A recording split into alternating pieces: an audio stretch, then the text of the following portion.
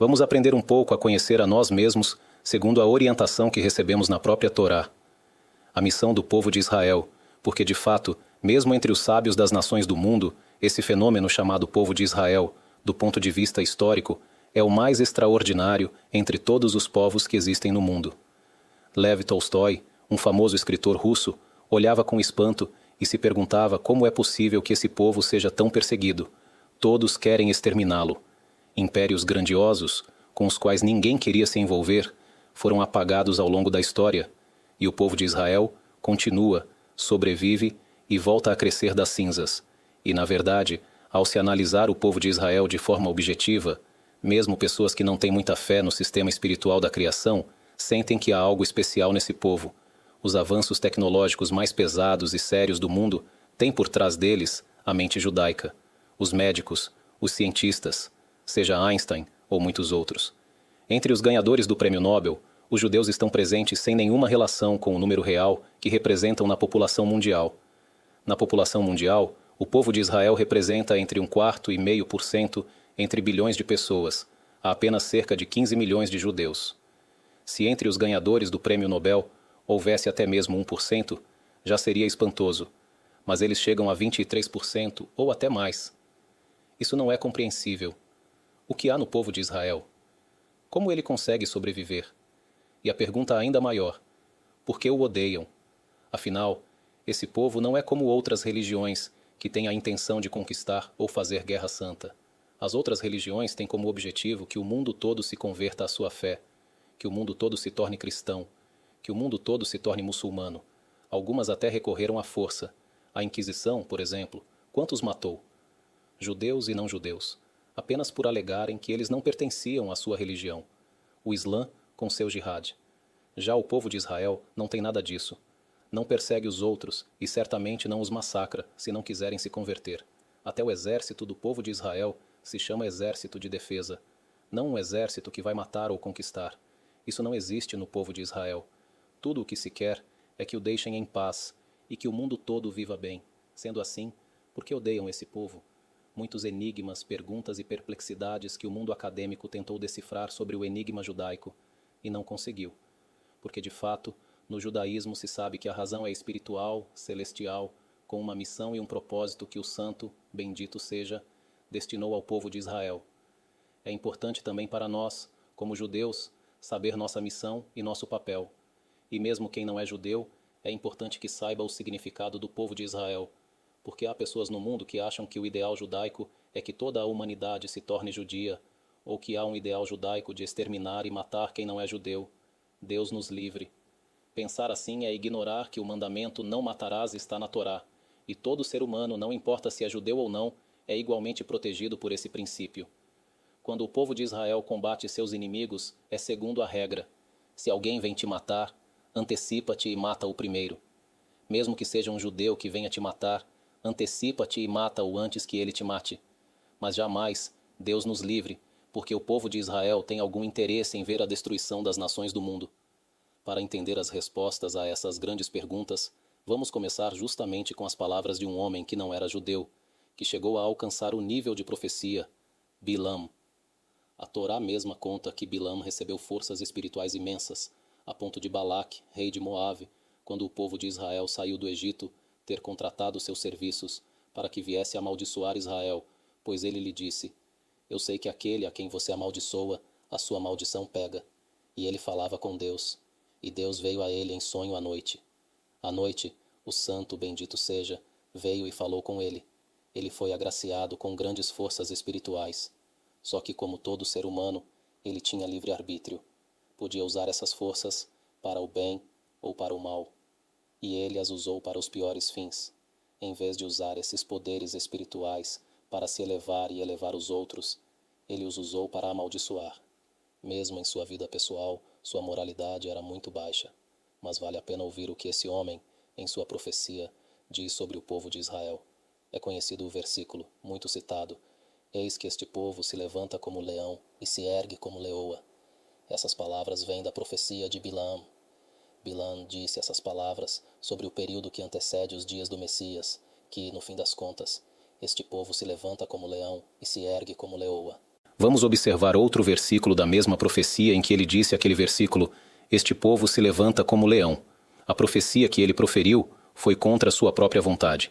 Ele veio para amaldiçoar Israel e disse a Balaque: leve-me a um lugar de onde eu possa ver todo o povo, para que eu possa amaldiçoá-los.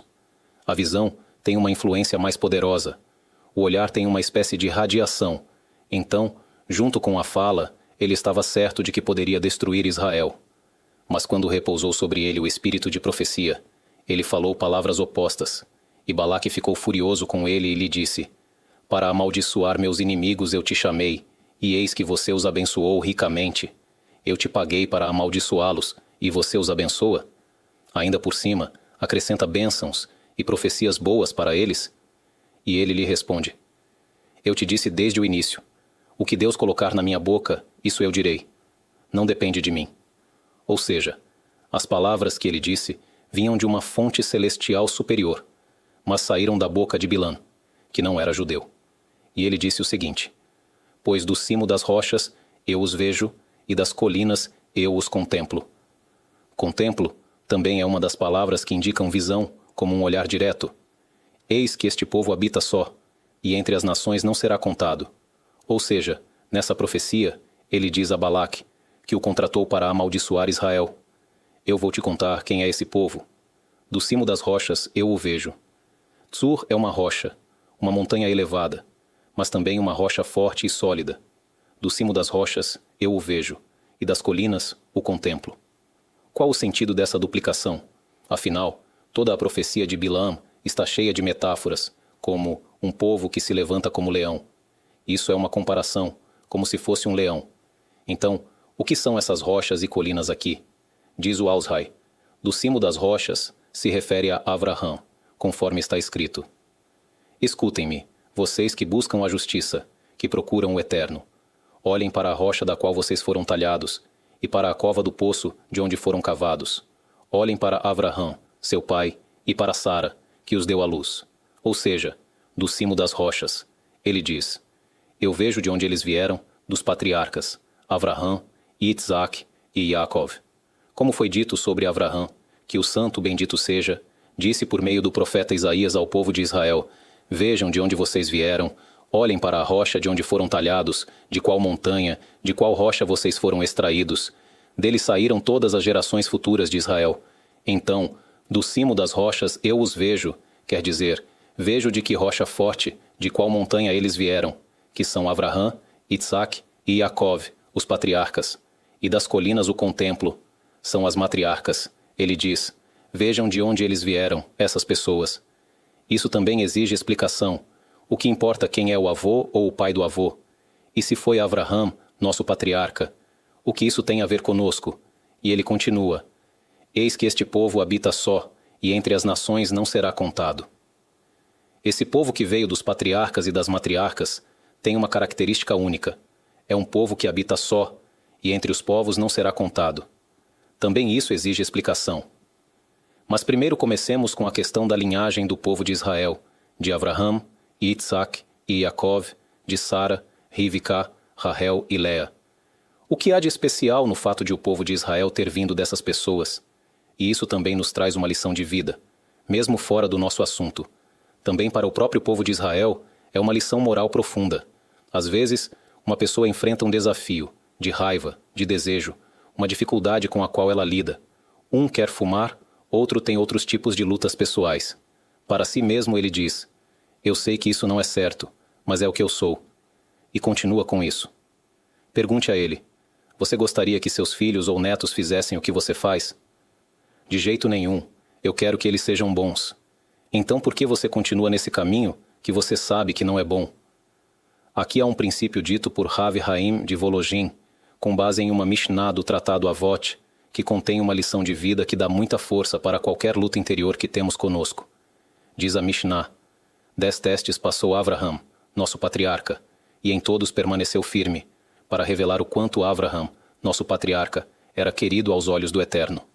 Aqui, Avraham aparece com o título Nosso Patriarca. Esse é o primeiro lugar na literatura rabínica em que ele aparece com esse título. Estamos acostumados a dizer Avraham Avinu, Avraham, nosso pai. Mas qual é a origem disso? essa Mishnah. É o primeiro lugar na literatura da Torá em que aparece a expressão Avraham Avinu. Na Torá escrita, ele sempre é chamado apenas de Avraham. Mas quando os sábios da Mishnah colocaram por escrito a Torá oral, aqui eles especificaram esse título, Avraham Avinu, e ele passou 10 testes. Rav Haim de Volozhin pergunta: volte uma Mishnah antes. Lá também Avraham é mencionado, mas sem o título Avinu. Lá está escrito 10 gerações desde Adão até Noé. Quem abrir o Humash verá que de filho a filho, de Adão até Noé, foram 10 gerações. E 10 gerações de Noé até Avraham. Mas lá não está escrito Avraham Avinu.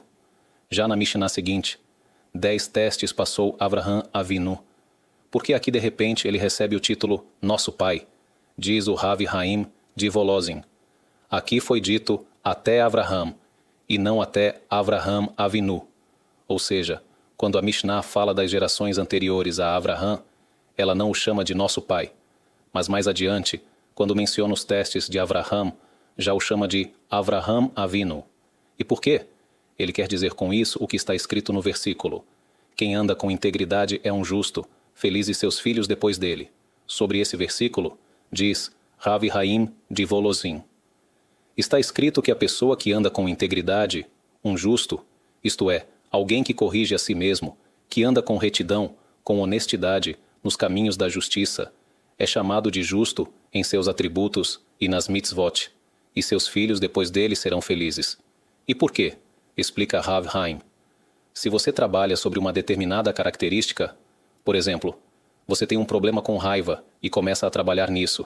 Escuta aulas, palestras, lê livros, enfrenta, cai e se levanta, até se endireitar. Você sabe, há um ano, se me dissessem tal frase, eu responderia com gritos. E agora? Eu estou calmo, tenho ferramentas para lidar com isso. Saiba que os seus filhos herdarão esse seu trabalho sobre os atributos. No mundo científico, conhece-se a hereditariedade no que diz respeito ao corpo, mas não nas características de personalidade, a não ser que estejam enraizadas, e mesmo isso já está começando a ser reconhecido que certas qualidades podem ser transmitidas por herança. Mas quando você muda seus atributos e isso passa às gerações seguintes, isso é algo que Rav Haim de Volozhin diz que está escrito nesse versículo, uma revelação que Deus nos deu na Torá sobre como Ele criou o mundo. Quem anda com integridade é um justo, felizes seus filhos depois dele. Seus filhos serão felizes porque você trabalhou suas qualidades, venceu instintos, desejos, ajudou as gerações futuras. Isso dá muita força. Às vezes a pessoa sente que por si mesma não tem vontade de se esforçar, mas pelos filhos ela dá tudo. Que eles sejam felizes, que tenham uma boa vida. Por isso, o trabalho dos atributos do pai e da mãe é tão importante para os filhos e para as próximas gerações. No mundo da ciência, reconhece-se esse tipo de influência. Influência ambiental, que não é hereditária, durante o período da gravidez. E isso a ciência já reconhece, que também é muito importante. Se a sua esposa está grávida, controle-se 1000 vezes mais do que em tempos normais. Que o ambiente em casa seja calmo. Você grita com sua esposa, ela grita de volta, fica magoada, chora. Isso afeta o bebê. Esse bebê pode desenvolver medos, pode herdar uma personalidade nervosa. Ele ouve tudo o que acontece. Na Torá, já está escrito que não apenas ele ouve o que acontece fora, mas também sabe onde está. Está escrito sobre Rivka, que estava grávida de gêmeos e não sabia disso. Naquela época não havia ultrassom. Está escrito. E os filhos lutavam dentro dela, e ela disse, se é assim, por que estou assim? E foi consultar a Deus. Ela foi procurar um profeta para perguntar o que estava acontecendo com ela. O que a incomodava? Toda grávida sente o bebê se mexendo no ventre. Então, o que havia de estranho? Ela notava algo curioso. Quando passava perto de um templo de idolatria, Esav se agitava e queria sair. Esav sentia que havia um lugar que ele gostava. E quando ela se aproximava de sinagogas e casas de estudo, Yaakov se agitava e queria sair.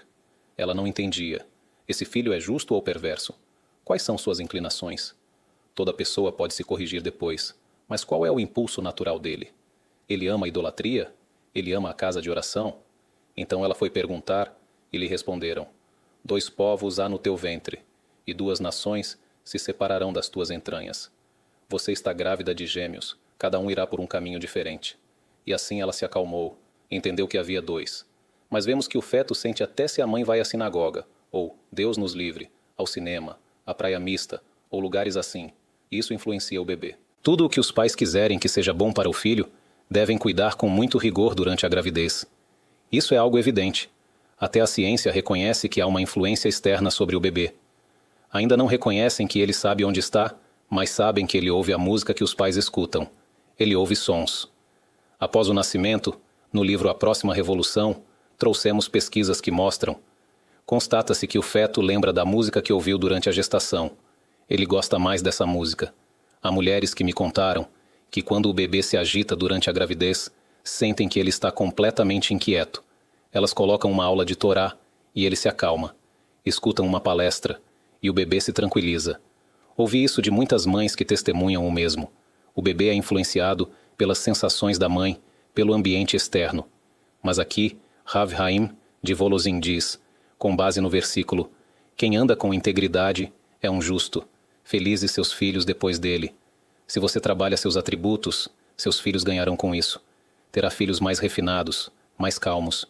Ele explica que essa é a razão pela qual, na Mishnah que fala sobre as 10 gerações de Noé até Avraham, não se diz Avraham nosso pai. Mas quando ela continua e diz, 10 testes passou Avraham, aí acrescenta Avinu.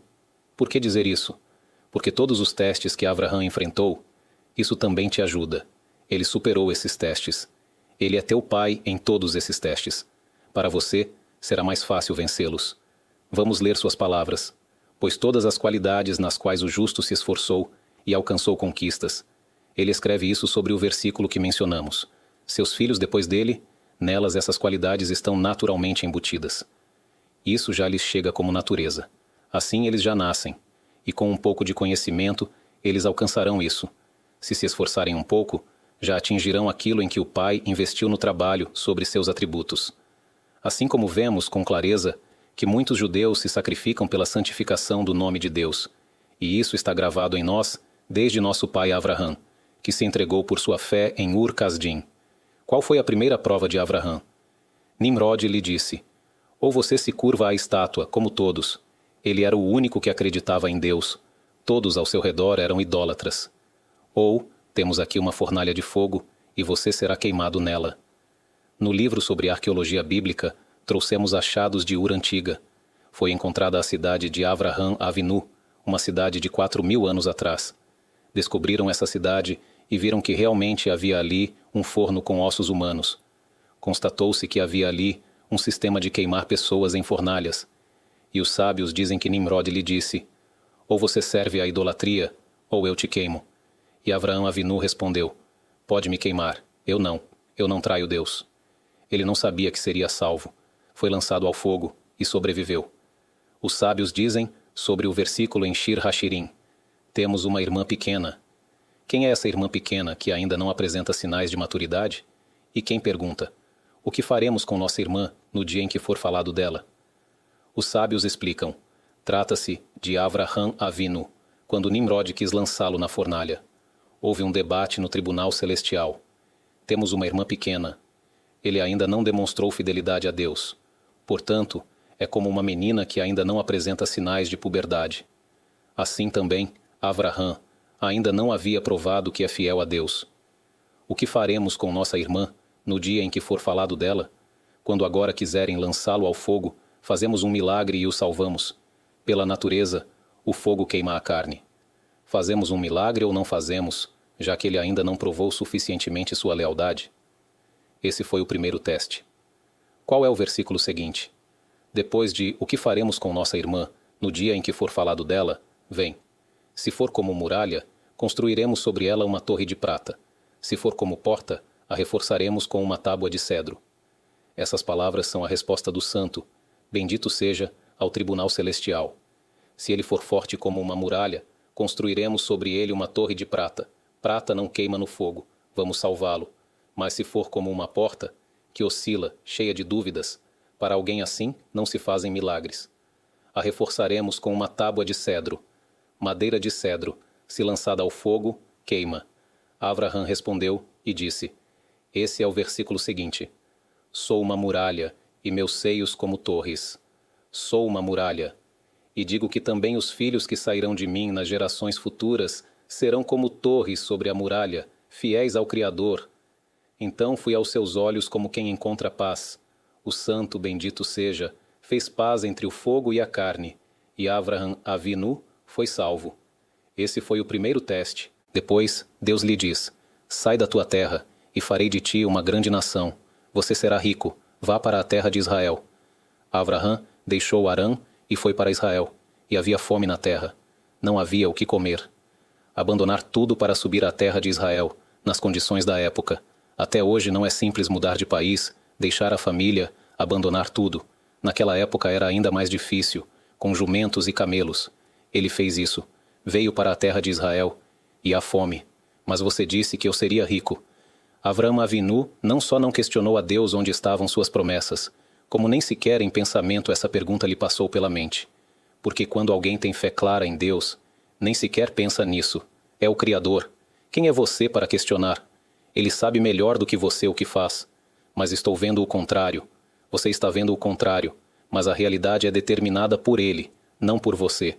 Havia fome. Ele desceu ao Egito. No controle da alfândega, notaram a beleza de Sara e a elogiaram aos ministros do faraó. Levaram-na ao faraó, raptaram sua esposa. Onde estão todas as promessas? Cada etapa dessas foi mais um teste, até o 10º, o teste do sacrifício de Isaac. Toma agora o teu filho, o teu único, aquele a quem amas, Isaac.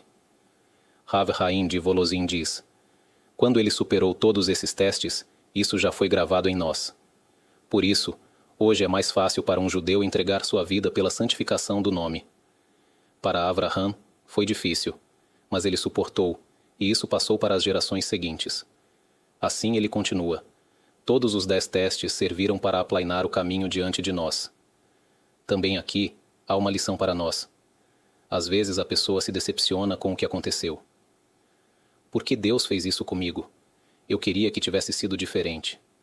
Mas sempre diga a si mesmo: se o Criador te conduziu até ali, especialmente depois que você fez algo bom, estudou Torá, e então veio o golpe. Mas eu fiz algo bom, porque recebo isso. Porque você ainda não viu o fim do filme. Você está nessa cena agora. Mas se você olhar para o futuro, e depois de 120 anos observar toda a vida, de repente verá o quanto de bem saiu disso. Foi tristeza e decepção à toa. Vamos pegar um exemplo dos últimos anos. Todos nós lembramos. Depois que o atual presidente dos Estados Unidos, Trump, teve seu primeiro mandato, ele perdeu. Ele, conhecido como amigo de Israel, perdeu para o outro candidato dos democratas. Que decepção houve aqui no país. Uma grande decepção, porque diziam: esse ama Israel. E agora saiu, o outro entrou, e o que vai ser agora? Mas hoje, olhando para trás, a gente diz: que misericórdia divina o Santo, bendito seja, fez conosco. Ele disse: neste mandato, vocês não precisam dele. Vamos colocar o outro. No próximo mandato, o povo de Israel vai precisar dele, porque haverá confusão com o norte, com o sul e com o Irã. Então espere um pouco. 4 anos, não seja presidente agora. Eu o colocarei de volta quando o povo de Israel precisar de você. Hoje você diz: por que me decepcionei? Ao contrário, saiu só coisa boa disso. E assim é com toda a vida. A pessoa pode refletir e perceber quantas situações dessas ela já viveu. Sentiu decepção, mas a grandeza não está em ver o bem depois que tudo já passou, mas sim no momento da decepção. A pessoa diz a si mesma: calma, está tudo certo, há quem comanda a criação, tudo o que o misericordioso faz é para o bem, vai sair algo bom disso. Eu queria me casar com ela, e ela não me quis. Isso é bom. Investi no negócio, e o dinheiro se foi. Isso é bom. Cancelamento de decretos. Quando a pessoa vive dessa forma, com confiança, ela também alcança a alegria de viver. Voltemos às palavras de Bilaam. Do cimo das rochas eu o vejo, das colinas o contemplo. Ele diz: estou olhando para trás, vejo de onde eles vieram. Segundo as palavras de Rav Haim de Volozhin, agora entendemos por que isso tem a ver conosco. Não é apenas que seu avô era um justo e isso acabou ali. Isso continua também em você. Por isso Bilaam diz: como você quer que eu os amaldiçoe? Veja de onde eles vieram, o que está gravado neles, que mérito dos pais eles têm. as matriarcas deles, rochas, colinas. Isso também é o que Isaías diz. Escutem-me, vocês que buscam a justiça, que procuram o eterno. Assim ele fala ao povo de Israel: olhem para a rocha de onde foram talhados e para a cova do poço de onde foram cavados. Cova do poço é como um martelo que entalha e extrai da rocha. Olhem para Avraham, seu pai, e para Sara, que os deu à luz. Isso lhes dará orgulho de pertencimento, dará forças. Saibam que vocês têm força, vocês só não têm consciência disso. É como na história de um grupo de turistas que uma vez foi à África visitar selvas e vilarejos. Em um dos vilarejos, viram um elefante africano enorme. Os elefantes indianos são pequenos, mas os africanos são grandes, com aquelas orelhas gigantes. Havia uma corda amarrada ao pescoço dele, e na ponta da corda havia uma estaca fincada no chão. E o elefante estava submisso. Perguntaram ao aldeão, dono do elefante: você não tem medo que, com um movimento, ele arranque a estaca e fuja? Qual a profundidade dessa estaca? Muito pouca, ele certamente pode arrancá-la, mas ele não sabe que pode, porque quando ele era pequeno, eu o amarrei a essa estaca. Ele era fraco, se debatia, tentava arrancar e não conseguia. Hoje, mesmo sendo grande, ele nem sabe que em um segundo poderia arrancar e correr para a selva. Ele já está convencido de que não tem força. Isso às vezes acontece com a pessoa. Ela não tem consciência de quem ela é. Por isso, o profeta diz ao povo de Israel: vejam de onde vocês vieram. Vocês têm forças enormes. Vocês podem dominar os instintos. Não se comparem aos outros. Os cabalistas dizem que mesmo um não-judeu, que se converte de acordo com as leis judaicas, ela adquire as mesmas forças espirituais que o povo de Israel herdou. Todo clube de elite impõe condições para quem deseja entrar. Com o povo de Israel também é assim. Há critérios de aceitação. Para uma mulher, é necessário passar pela imersão e aceitar sobre si os mandamentos, guardar o Shabat, comer alimentos kasher, fazer bênçãos sobre a comida, vestir-se com recato, frequentar o mikvê, tudo o que uma mulher judia deve cumprir. Para um homem não judeu, é exigido circuncisão, imersão e aceitação das mitzvot. Essas são as condições. Quando ele se converte, torna-se parte inseparável do povo de Israel. E ao contrário do que se possa pensar, há um mandamento especial de amar o convertido, além do mandamento de amarás ao teu próximo como a ti mesmo, que se aplica a todos. Entre as 248 mitzvot positivas, uma delas é e amarás o convertido. É preciso amar o convertido, cuidar de suas necessidades, mostrar-lhe carinho especial. É alguém que deixou seu povo e sua crença para se juntar ao povo de Israel. Quanto devemos valorizá-lo e respeitá-lo? O Maguide de Dubna, como de costume, explica tudo com uma parábola. Para entender essa questão do que significa a força espiritual que o povo de Israel recebeu, ele conta o seguinte: um dos reis da Europa mantinha no pátio do palácio uma jaula com um leão ameaçador. Afinal, um rei tinha que ter seu próprio zoológico particular. Um dia, a pessoa encarregada de alimentar o leão esqueceu de trancar a porta da jaula depois de pôr a comida. O leão saiu e começou a andar pelas ruas da cidade. Um grande pânico tomou conta dos moradores.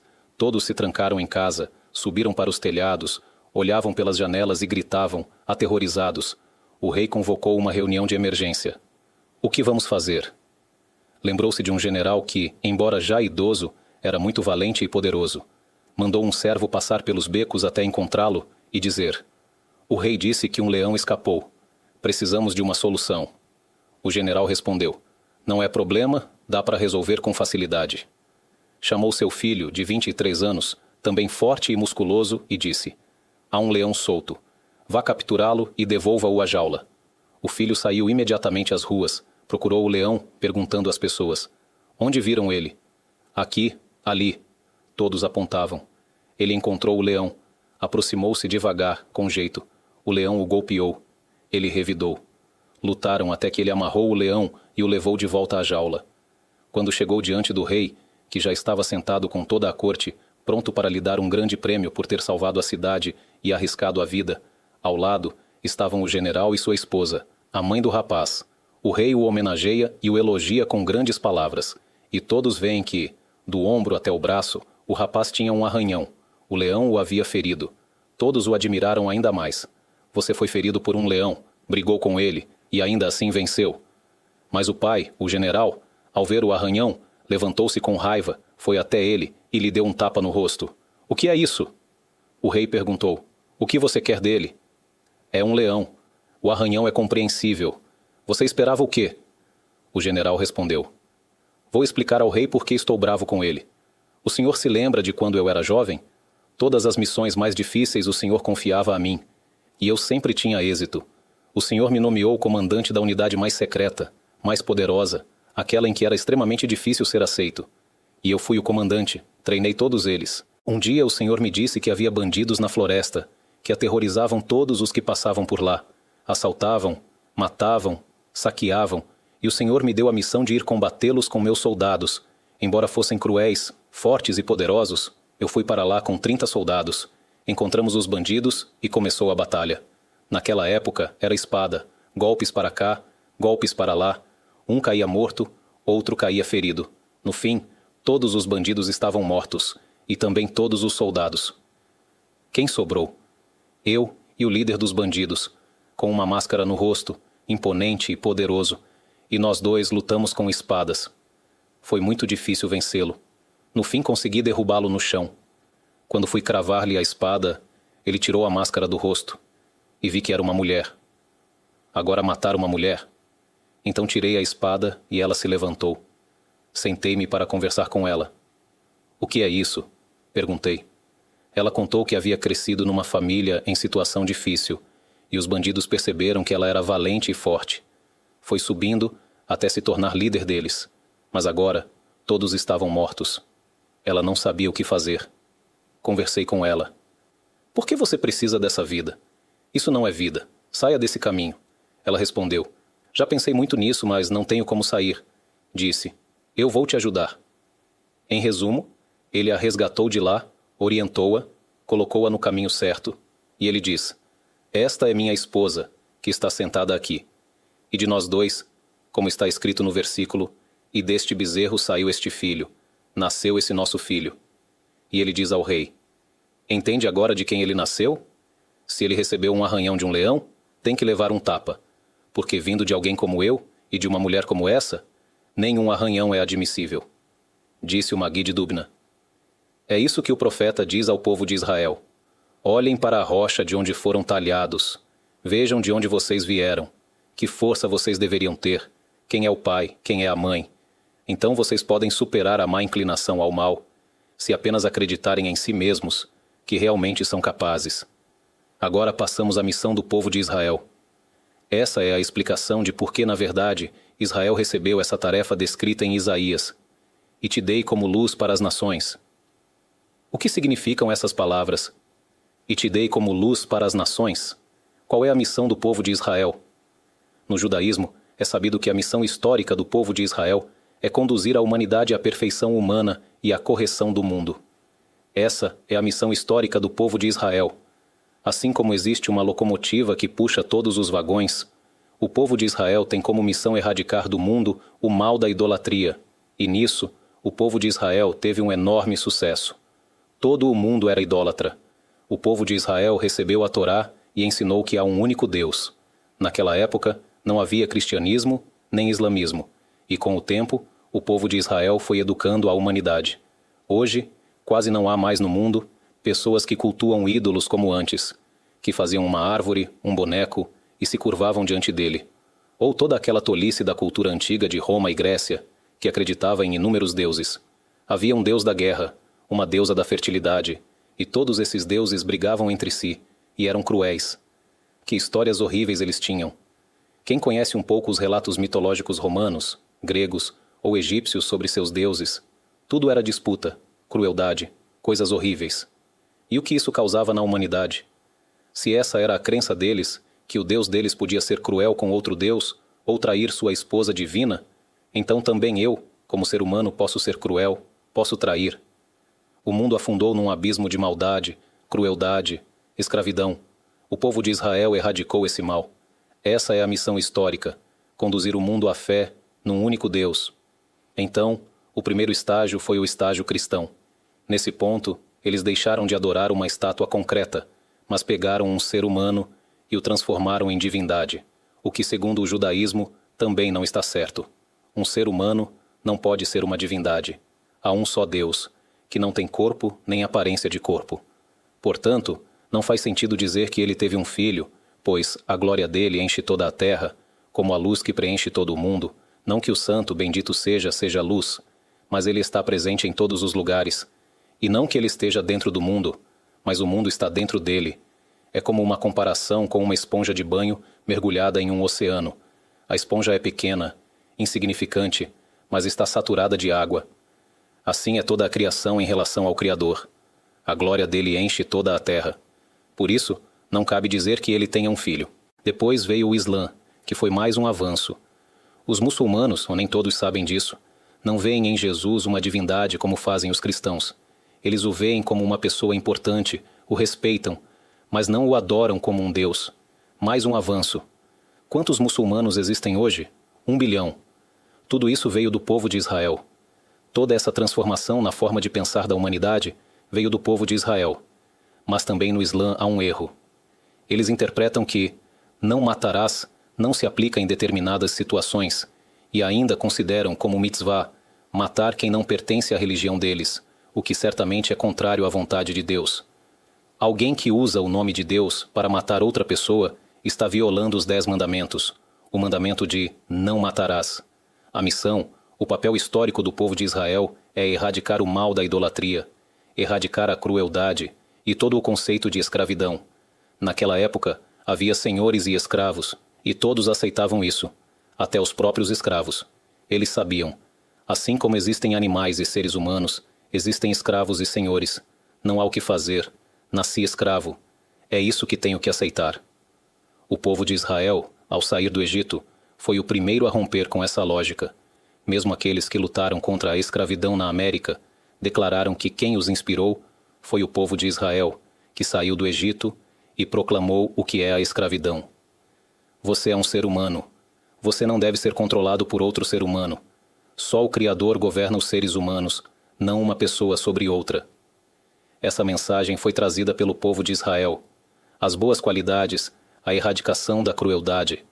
Tudo isso veio do judaísmo. Mesmo nas pesquisas que foram feitas sobre como seria o mundo sem o povo de Israel, concluiu-se que todos os valores universais de hoje, que são exaltados e respeitados, vieram da Torá. Amarás ao teu próximo como a ti mesmo. Não se vingue, não guarde rancor, dê caridade, pratique bondade, compaixão. Tudo isso veio de nós. E as outras nações tiraram isso de lá. Esse é o papel histórico do povo de Israel. Essa é a missão. É como uma locomotiva que puxa vagão após vagão. Todos seguem juntos, mas na frente há um motor, uma locomotiva, que guia todos os outros. A locomotiva trabalha mais, mas essa é sua função. Esse é o verdadeiro papel do povo de Israel. Servir como locomotiva de toda a humanidade ao longo da história, guiando tanto os seres humanos quanto o mundo inteiro rumo à perfeição e à reparação até a vinda do Mashiach. Só que, para quem está na locomotiva, a exigência divina é mais alta. Do povo de Israel, o santo, bendito seja, exige 613 mitzvot. Existem centenas de mitzvot que hoje não são aplicáveis, pois estão ligadas ao templo sagrado. No entanto, no total, há na Torá 613 mitzvot. Mesmo entre as que ainda são válidas hoje, há aquelas que se aplicam apenas aos homens, como a Brit Milá, que se cumpre uma única vez na vida, e outras que são específicas para as mulheres, como as leis de Nidá e o Mikvê. E o homem também é obrigado a respeitar essas leis em relação a ela. Mas as mitzvot que ainda são vigentes, cada judeu e cada judia são obrigados a cumpri-las. Já as nações do mundo têm seu próprio papel, que são as 7 mitzvot que eles devem cumprir. Um não-judeu não é obrigado a guardar o Shabat.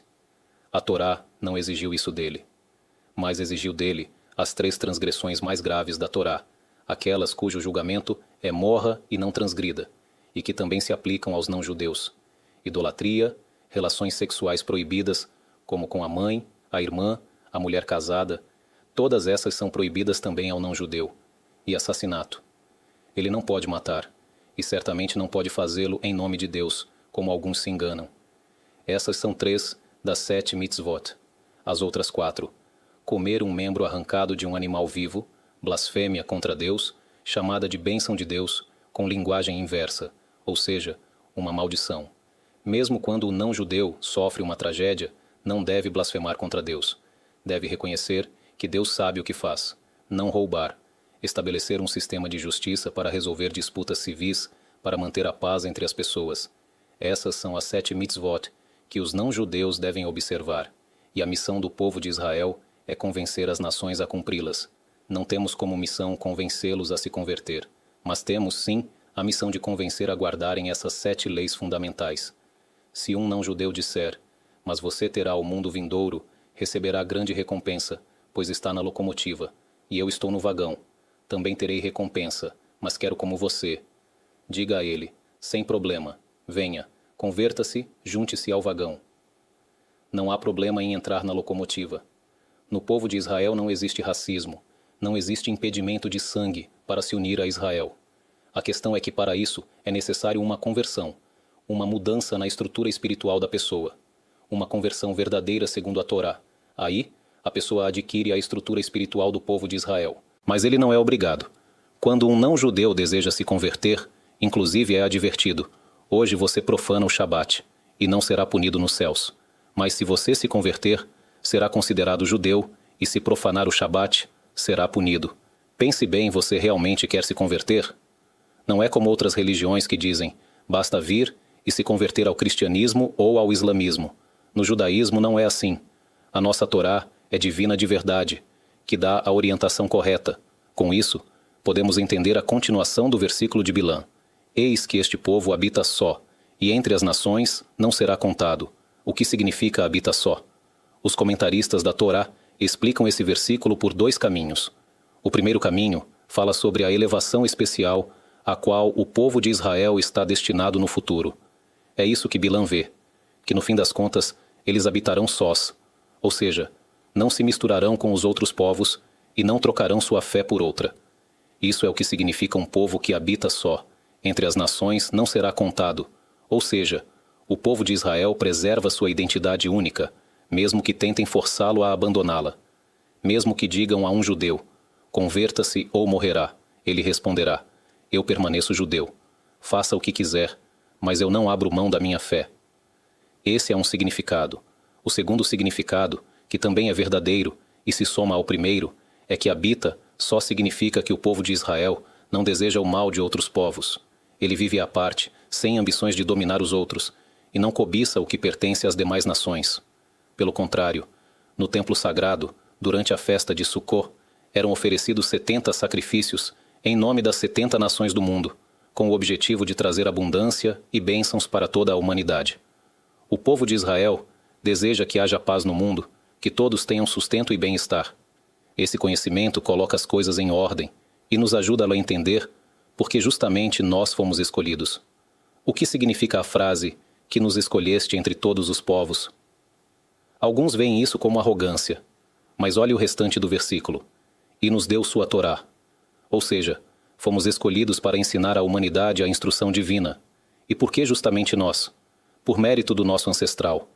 Deus testou muitos, mas apenas um permaneceu firme em todas as provações. Avraham Avinu. Teste após teste, ele se manteve fiel ao Criador. Então Deus disse, escolho você e sua descendência para me representar no mundo. Isso é o significado de e te dei como luz para as nações, como um refletor que deve iluminar o ambiente ao redor. Isso é uma grande virtude, mas também envolve risco. Como tudo na vida, há diferença entre o motor de um avião e o motor de um carro simples. Quando o santo bendito seja, disse a Avraham, terás filhos. Em um lugar ele diz, olhe para os céus e conte as estrelas. Assim será tua descendência. Em outro lugar diz, tua descendência será como o pó da terra. E a Guemará, no tratado de Megilá, pergunta, uma pessoa comum pode variar suas metáforas. Mas se Deus usou 2 imagens tão opostas, é porque há um motivo. Porque num lugar, ele compara o povo de Israel às estrelas, o ponto mais alto, e em outro lugar ao pó, o ponto mais baixo. A Guemará responde, o santo, bendito seja, estava ensinando a Avraham o caráter e a natureza dos seus filhos. Saiba, você terá filhos com motor de avião. Quando sobem, sobem até o céu como as estrelas. Quando descem, caem até o chão como o pó. Essa é a dualidade. Por isso, cada judeu precisa conhecer a si mesmo. Você tem um motor poderoso dentro de si. Ou você vai usá-lo para subir aos céus, como vemos nos relatos sobre os grandes sábios de Israel, histórias extraordinárias de sensibilidade ao próximo, perfeição de caráter, refinamento das qualidades, ou, se usar mal essa força, ela te derruba ao fundo. Por isso é dito: sobem, sobem até o firmamento, descem, descem até o pó. Tudo depende de como se usa esse potencial. E para concluir, uma última questão. Se tudo isso é tão bonito e bom no povo de Israel, se eles têm essa missão, se não fazem mal a ninguém, então por que nos odeiam? Qual é o sentido do antissemitismo? Foram feitas muitas pesquisas no mundo e não encontraram uma resposta lógica ou científica, porque de fato a resposta não é científica, ela é espiritual, essencial. Quem responde essa pergunta é o próprio Deus, abertamente, num versículo no profeta Ezequiel. Ele diz, em nome de Deus, as seguintes palavras: Deus diz ao povo de Israel: e o que vos ocorre ao pensamento, o que vocês estão querendo e planejando, não acontecerá. Vocês dizem: queremos ser como os povos, como as famílias da terra. Vocês dizem: abro mão dessa missão, quero andar como os outros povos, vou sair no sábado, vou comer o que eles comem, curtir o que eles curtem. Diz o santo: bendito seja, eu não permitirei. Vocês verão que, se tentarem se misturar entre os povos, eu farei com que eles mesmos vos rejeitem. Um dos altos oficiais do exército, hoje de esquerda radical, disse certa vez, sobre Gaza, que os soldados matam bebês por diversão. Não lembro as palavras exatas, mas ele disse algo assim, que é um passatempo matar crianças. E você se pergunta, de onde ele tirou isso? Quantos atos de antissemitismo isso provocou no mundo? Quantas vezes, após isso, judeus foram expulsos de restaurantes, lhes serviram comida, perceberam que falavam hebraico, lançaram-lhes a comida e os expulsaram.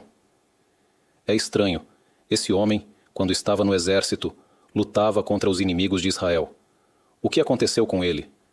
Como virou, de repente, defensor dos inimigos de Israel? Não sabemos os cálculos dos céus, mas é possível que isso esteja relacionado a esse versículo. Vocês querem comer em restaurantes dos povos? Pois farei com que eles mesmos vos expulsem dos restaurantes. Tenho meus caminhos, e sei como farei com que não vos queiram entre eles. O santo, bendito seja, tem seus próprios cálculos para tudo, mas segundo a Torá, a razão do antissemitismo é a assimilação. Em outras palavras, quer acabar com o antissemitismo? Qual é a solução? Fortalecer-se na Torá e nas mitzvot. Pois quando seguimos o caminho de Deus, como nos tempos do rei Shilomó, não havia antissemitismo. O mundo inteiro respeitava o povo de Israel.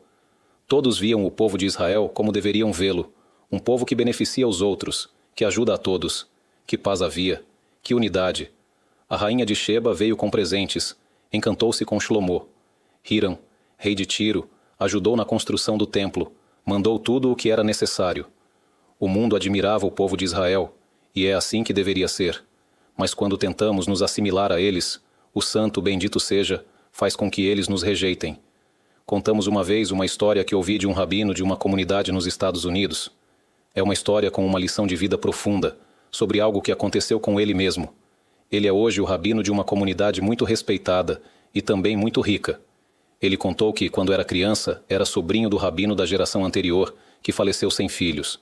Entre todos os sobrinhos, todos estudiosos excepcionais, ele escreveu em seu testamento que queria que ele fosse seu sucessor, porque via nele o mais apropriado. E, de fato, ele realiza ali grandes feitos. É um erudito da Torá, com caráter refinado, liderança. Uma pessoa realmente especial. Todos que o visitam se impressionam com ele. Certa vez, ele estava num momento de abertura e compartilhou um pouco da sua vida pessoal. Disse: quando eu era criança, eu era levado. Quando terminei o ensino fundamental, não queria ir para a yeshivá, como todos os meus irmãos, como todos os meus tios. Eu queria ir para a escola pública dos não-judeus. Os pais ficaram horrorizados. Como assim? Vai acabar abandonando a religião. Lá nada é kasher. Mas ele bateu o pé, insistiu por meses. Fez tanto escândalo em casa, que os pais acabaram cedendo. Mesmo com os argumentos: mas isso envergonha o seu tio, o rabino? Ele respondia: não me importo. Eu quero ir para lá. E então entrou para o colégio, sentindo-se vitorioso. Ganhei. Estou onde eu queria. A primeira semana passou em paz. Na segunda semana, ao se aproximar da escola, viu 3 rapazes da sua classe, não judeus, meio valentões, se aproximarem cercando-o. De repente, um dá um soco, o segundo uma bofetada, o terceiro um chute, e vão embora. Não eram agressões que o matariam, mas doíam.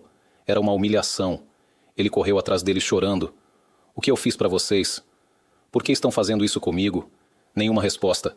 Eles simplesmente viravam as costas e iam embora. No dia seguinte, durante o recreio, os 3 voltaram, trocando os papéis. O que ontem deu o soco agora dava o chute, o outro a bofetada. Todos os dias o mesmo, humilhação e dor. E ele não contava aos pais. Afinal, foi ele quem insistiu tanto para entrar ali. Até que um dia ele não aguentou mais. Veio ao pai em prantos. Pai, há antissemitas lá. Eu não quero mais essa escola. Me leva de volta para a yeshivá. Lá tenho meus amigos de antes. Gosto deles. Quero voltar. Os pais, felizes, o aceitaram de volta. Ele entrou novamente na yeshivá, começou a estudar Torá e se apaixonou por ela. Se apaixonou pelo estudo da Guemará. Não conseguia mais viver sem isso. Era doce, prazeroso. Estudava as leis judaicas, dedicava-se dia e noite, sextas, sábados. Mesmo quando outros estavam descansando, ele estudava. Fez provas de rabinato, obteve certificação. Décadas se passaram. O tio, o rabino da comunidade, já estava acamado, nos últimos dias de vida.